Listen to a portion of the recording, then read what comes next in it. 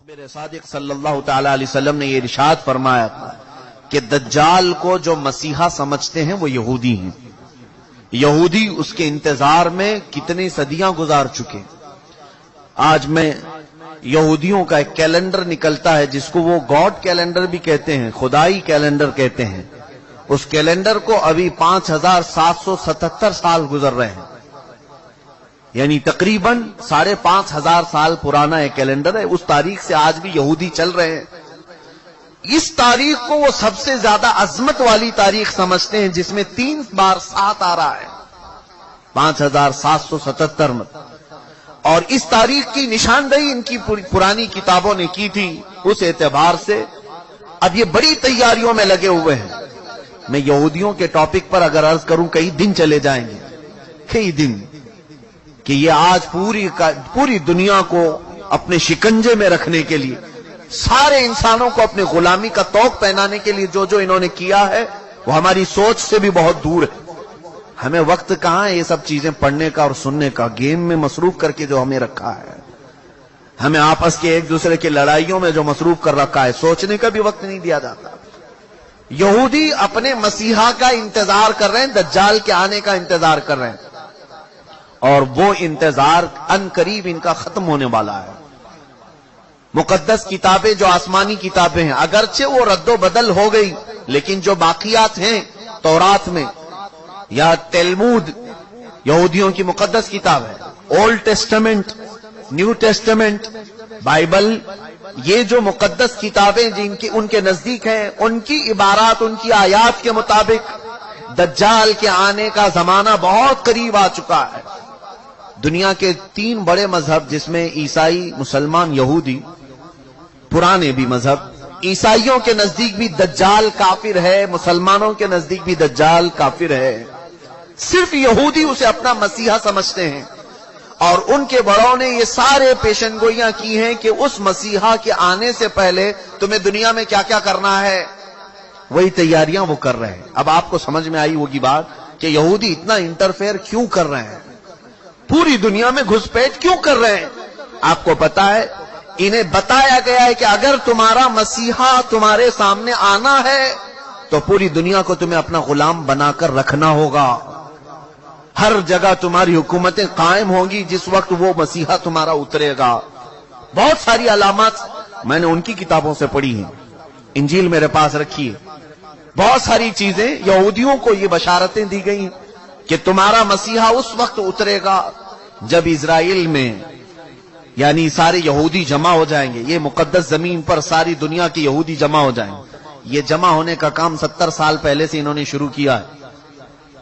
और उसके बाद एक और इन्हें बशारत दी गई है कि इंजीर का दरख्त जब तुम्हारे मुल्क में फलने फूलने लगे तो समझ लो कि तुम्हारा मसीहा आने वाला है। इंजीर तो समझते होंगे आप। ये बहुत सारी वो बातें मैं अर्ज कर रहा हूं जो आम तकरीरों से हट करके हैं।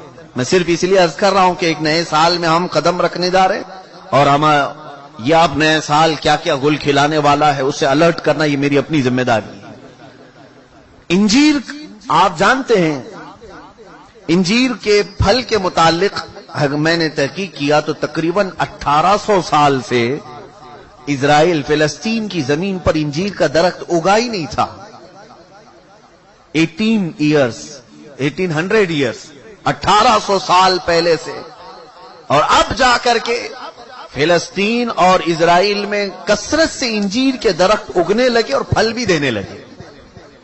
उनकी एक बशारत में यह भी लिखा गया है, इंजील में यह इबारत मौजूद है कि मसीह दरवाजे पर खड़ा होगा जब तुम्हारे यहां इंजीर फल देने लगे। मसीहा तुम्हारे दरवाजे पर खड़ा होगा। ये इबारतें पढ़कर मैं बहुत शौक हुआ। कितनी उसमें सच्चाई है वो अल्लाह बेहतर जाने। उसके अलावा ये भी उन्हें कहा गया था यहूदियों को कि जब तुम्हारे यहां एक गाय लाल बछिया को जन्म दे, और वो लाल बछिया ऐसी हो कि उसको किसी ने अपनी मिल्कियत में ना रखा हो, उससे किसी ने काम ना कराया हो, और वो जवानी में उस लाल बछिया को तुम कुर्बान करो और बड़ी मुकद्दस इबादत गाह में उसकी राख डालो, तुम्हारा मसीहा उतर कर आ जाएगा। ये भी किताब में है। लाल बछिया, गाय की लाल बछिया, समझ रहे होंगे आप, एक बछड़ी। और अभी अभी की न्यूज ये है कि इजराइल में एक लाल बछिया पैदा हुई है और जिसकी हिफाजत ये कर रहे हैं। और कल की न्यूज मैंने ये देखा, एक ईसाई बहुत बड़े साइंटिस्ट है और वो अपनी वेबसाइट में ये सारी अपडेट्स देते रहता है। मैं इनकी सबकी खबरों को 100% यकीन के साथ नहीं बयान कर रहा हूं, महज मैं आपके दिमाग को करीब करना चाह रहा हूं, इस बात को आप तस्लीम कर लें। लाल बछिया का पैदा होना ये तो जग जाहिर है, सारे लोग जानते हैं इसको, सिवाय उन लोगों के जो लोग टिकटॉक में मसरूफ हैं। बाकी जिनको इस्लाम या तारीख से दिलचस्पी है या वो अपडेट्स लेते हैं दुनिया में क्या हो रहा है, उन्हें पता है कि इजराइल में भी क्या हो रहा है। लाल बछिया पैदा हो गई, उसकी हिफाजत भी हो रही है। कल खबर ये मिली कि उसको कुर्बान भी किया गया है। ये और बात है कि उसकी भेंट नहीं चढ़ाई गई। अब तीसरी बशारत ये भी सुनिए कि कब ये दज्जाल जाहिर होगा, कब ये मसीहा इनका आएगा। ये हमारा मसीहा नहीं, दज्जाल यहूदियों के लिए हो सकता है मसीहा, हमारे लिए वो सबसे बड़ा फितना है। उसकी आखिरी अलामतों में ये बताया गया है कि जो इबादत खाना तुम्हारा खत्म कर दिया गया है, वो इबादत खाना जब तामीर होगा तो तुम्हारा मसीहा आसमान से उतर जाएगा। ये ईसाइयों की किताब में है, तो आसमान से उतरने का जिक्र ईसा अलैहिस्सलाम के लिए हो सकता है, लेकिन दज्जाल के आने का जिक्र कहीं ये नहीं आया है कि वो आसमान से आएगा कि जमीन से आएगा। अलबत्ता इतना है कि वो जाहिर होगा।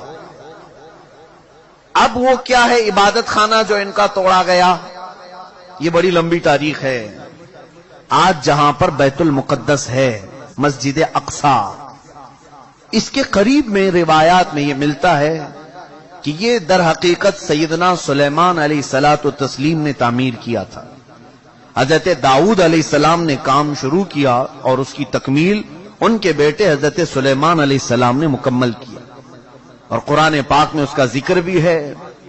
सूरह अहज़ाब में अल्लाह ताला ने उसकी तामीर का जिक्र भी फरमाया, हत्ता कि जिन्नात ने उसको तामीर किया है, मस्जिद अक्सा। उसी के साथ में एक हैकल था, एक बड़ा किला था। सुलेमान अलैहिस्सलाम ने उसको अपनी हुकूमत का दारुल खिलाफा बनाया था, यानी उस जमाने की वो पार्लियामेंट थी और सारे उस जमाने में जो यहूदी थे, अहले ईमान यहूदी, उन सब की इबादत का वो मरकज था। यहूदियों के लिए पहले हर जगह इबादत करने की इजाजत नहीं थी, उनके लिए मखसूस इबादत खाने थे। ये तो उम्मत मुस्तफा की खुसूसियत है, जहां भी जमीन पाक है अल्लाह ने हमें इबादत की इजाजत अता फरमाई, लेकिन उनके लिए ऐसा नहीं, जो मखसूस जगह है वहीं जाकर के पढ़ना है। तो हैकल सुलेमानी उसको कहा जाता है, हैकल सुलेमानी जो हज़रत सुलेमान अलैहिस्सलाम ने बनाया था। तवज्जो चाहूंगा, बहुत करीब में आ रहा हूं आपके। यहूदियों की पहले से फितरत में खराबी रही है, सरकशी रही है, पहले से ये कत्ल गारत में मसरूफ रहे। बेशुमार अंबिया इकराम को इन्होंने कत्ल किया है, बहुत सारे अंबिया इकराम अलैहिस्सलाम का कत्ल करते थे, वो भी कुरान पाक में। तो इनकी नाफरमानियां जब हद से बढ़ी तो अल्लाह ताला ने इन पर एक ऐसे जालिम व जाबिर को मुसल्लत किया कि वो बादशाह इनको पूरी तरह से ऐसा डिस्ट्रॉय किया। वो बाबिल का था, इराक का बादशाह था, खत्म कर दिया। यहां तक कि जो हैकल सुलेमानी थी उसे तोड़ फोड़ दिया, अच्छी तरह से तोड़ा, तोड़ करके थोड़ी बहुत दीवारें बाकी छोड़कर चला गया। यहूदियों का कत्लेआम हुआ। कई 100 साल गुजरे, उसके बाद ईरान का एक बादशाह जो इनका हमदर्द निकला, उसको खुसरू भी कहते हैं, ये बादशाह ने यहूदियों का टेंपल दोबारा बना करके दिया। दोबारा बनाया और दोबारा ये टेंपल, इसको इंग्लिश में कहते हैं, जो इनका होली टेंपल है, हैकल सुलेमानी है, दोबारा इसकी तामीर किया। और फिर कई 100 साल गुजरे, फिर एक बादशाह हरक्यूलस जिसको ये कहते हैं, हिरकल आजम, इसने, ये ईसाई था, यहूदियों पर हमला किया, फिर इस टेंपल को तोड़ दिया और ऐसा तोड़ा कि उसकी एक ईंट भी बाकी नहीं रखी, सारी चीजें खत्म कर दी। उसमें बहुत सारी चीजें जो नायाब थीं, जैसे ताबूते सकीना जिसका जिक्र कुरान में है, एक संदूक था पिछले नबियों के पास, वो मूसा अलैहिस्सलाम के पास भी था, جس میں حضرت آدم علیہ السلام کا عصا تھا، بہت سارے نبیوں کے تبرکات تھے. بنی اسرائیل اس صندوق کو لے کر چلتے تھے ہر جنگ میں، کبھی بھی جنگ میں جانا ہو تو وہ صندوق لے کر جاتے تھے. اس کو تابوت سکینہ کہتے ہیں. اسے رکھ کر کے دعا کرتے تھے، اللہ ان کو فتح عطا کرتا تھا. وہ تابوت بھی ختم کر دیا گیا تھا، وہاں سے غائب ہو گیا تھا. ہرکیولس کے زمانے میں سب ختم ہوا. ٹیمپل دوسری مرتبہ ڈسٹروائے ہوا ہے، ڈیمولش کر دیا گیا ہے. یہ بات آپ کے دماغ میں رہے. 2 مرتبہ تعمیر ہوا اور 2 ختم کر دیا گیا. ہیکل سلیمانی. اس کے بعد صدیاں گزر گئیں.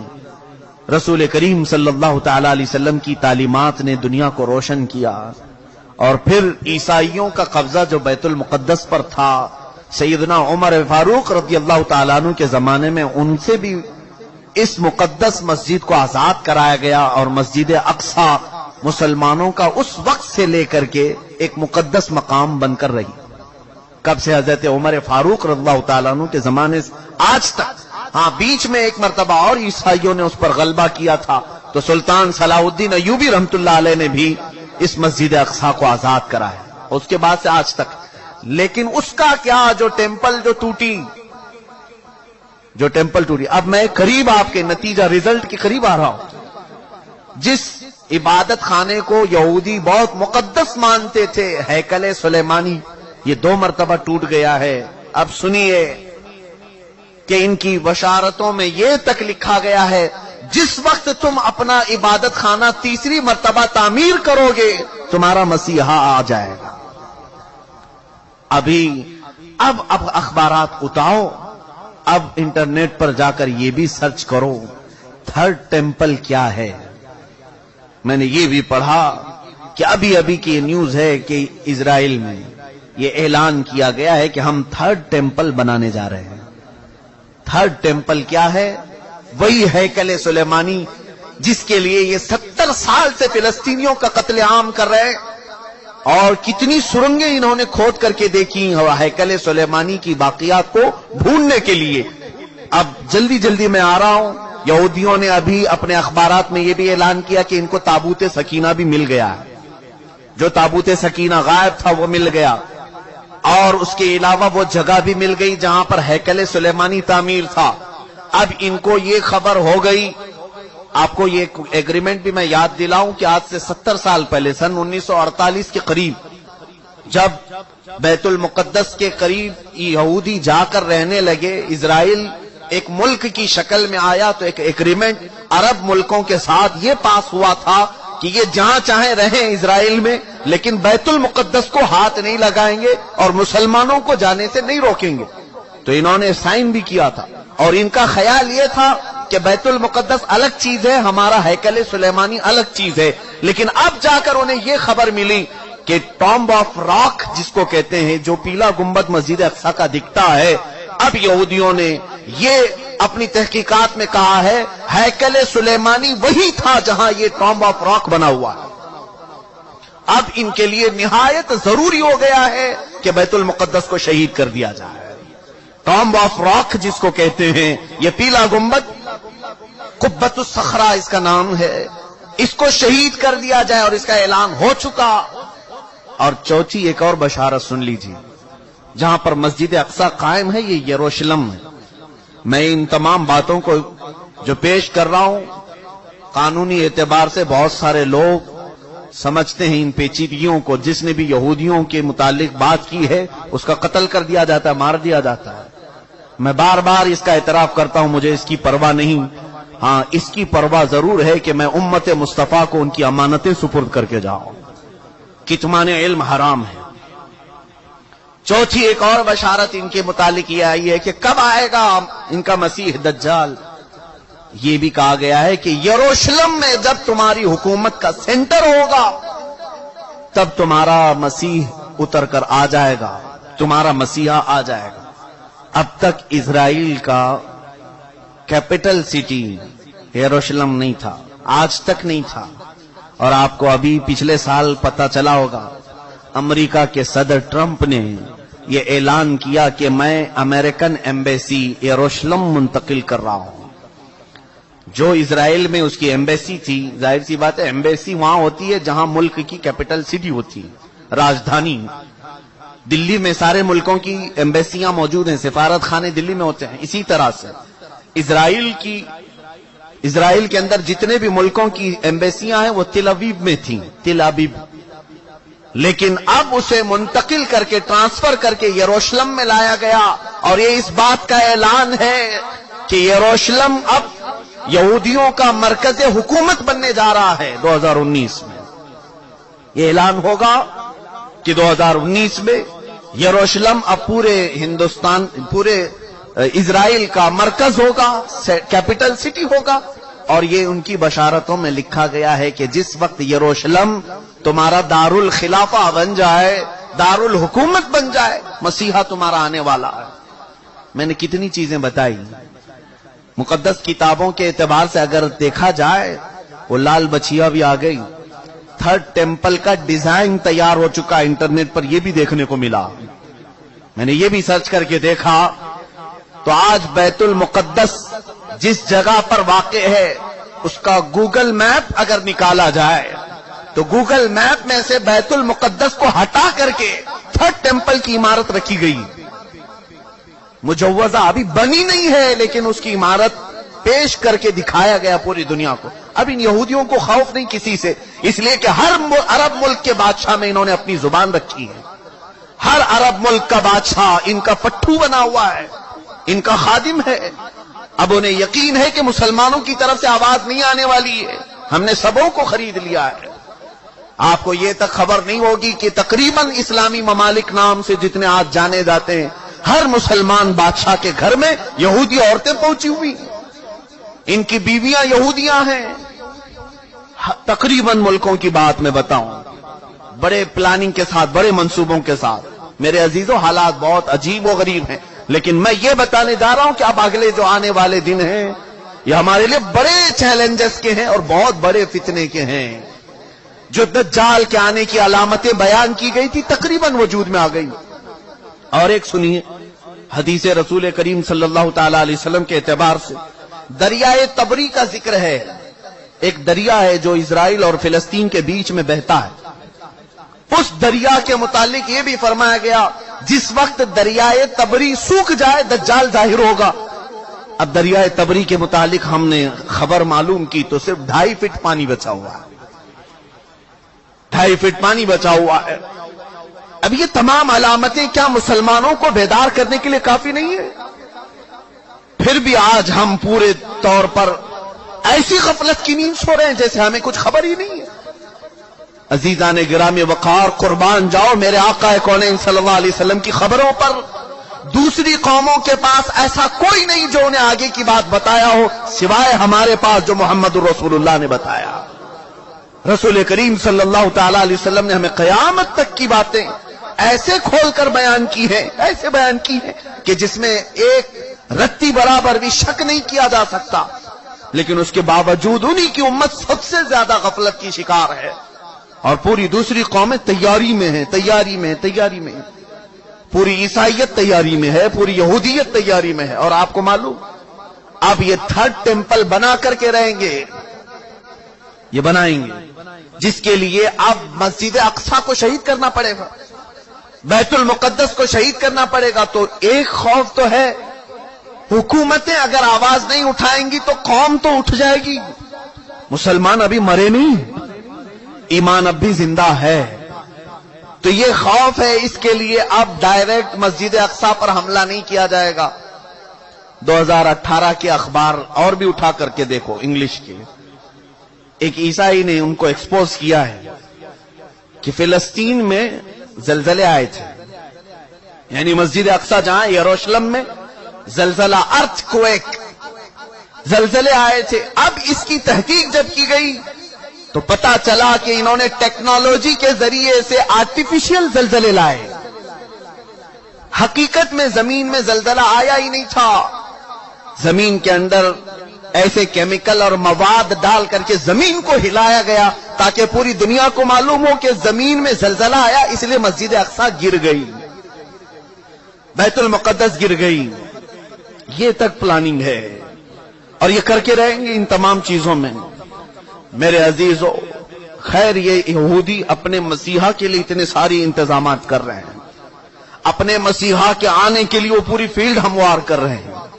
पूरी दुनिया में उनके हुक्काम, उनके जो हाखाम होते हैं यहूदी उलमा, उन्होंने यहूदियों को इस काम पर लगाया है कि सिवाय यहूदी कौम के पूरी दुनिया की हर कौम का मजहब तब्दील होना चाहिए। जिसके लिए अमेरिका के जितने भी सदर आते रहे, उन्होंने अपनी तकरीरों में ये ऐलान किया है कि one world order, new world order.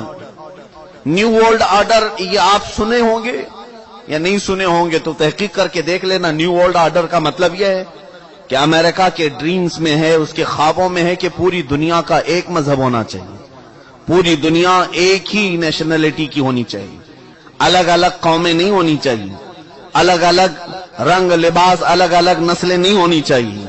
और उसी न्यू वर्ल्ड ऑर्डर को इंप्लीमेंट करने के लिए हमारे हिंदुस्तान में सिविल कोड लाया जा रहा था। ये सब उसी का हिस्सा है। यहां आप क्या समझते हैं कि हमारे ऊपर तख्त पर बैठे हुए हैं, ये बज़ाहिर देखने में चाय वाले हैं लेकिन हैं हकीकत में यहूदियों के गुलाम। पूरी तौर पर इन्हें प्रमोट किया जाता है इजराइल से, और ये वो तमाम चीजें करने जा रहे। पूरी इंडिया को कैशलेस कर दो, ये भी बातें मैंने अभी चंद दिन पहले बताई। कैशलेस कर दो, सिर्फ इनको एटीएम पर रखो, कोई भी कैश नहीं रख सकता। जानते हैं आप क्यों? गवर्नमेंट के पास है तुम्हारे आधार की तमाम तफसीलात। आधार कार्ड सबने बनाए हैं, हमने भी बनाए, हमारी आंखों के भी, हमारे हाथों के भी, सब कुछ ले लिया गया है। और फिर हमारे बैंक के सारे अकाउंट्स को आधार से जोड़ा गया है। जानते हैं आप, आपने सारा अपना माल बैंक में जमा किया है, गवर्नमेंट जिस दिन भी चाहे आपका अकाउंट डीएक्टिवेट कर सकती है। आप अगर उनकी बातें नहीं मानते, आप उनके साथ नहीं चलते, तो आपका अकाउंट डीएक्टिवेट कर दिया जाएगा। जाओ, क्या करोगे? अब तुमने तो सारा माल वहां रखा था। ये गुलाम बनाने के तरीके हैं कि हम जो कह रहे हैं वो मान लो, वरना फिर तुम भूखे मर जाओगे, तुम्हारे पास कुछ नहीं रहेगा। और हदीस पाक में ये इसकी भी बशारत आई है। रसूल करीम सल्लल्लाहु तआला अलैहि वसल्लम ने फरमाया, क़यामत के करीब एक जमाना ऐसा आएगा कि लोग इंसान इंसान का गोश्त खाएंगे। पूछा गया ऐसा क्यों? कहा कहत की वजह से, भूखमरी की वजह से। सामान लेने के लिए उनके पास माल नहीं होगा, पैसे नहीं होंगे, एक दूसरे को काट खाएंगे।